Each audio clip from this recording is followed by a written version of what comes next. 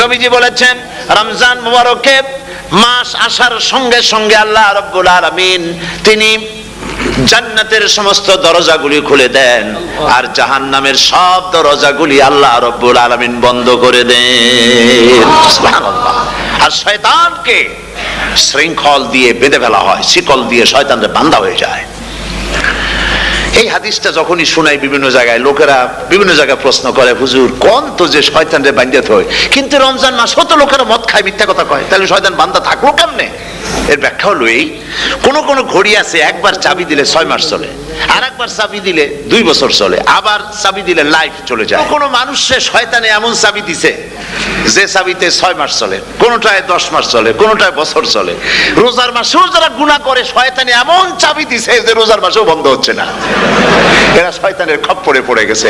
আল্লাহ এই চাবি থেকে মুসলমানদেরকে হেফাজত করুন বলি আমিন।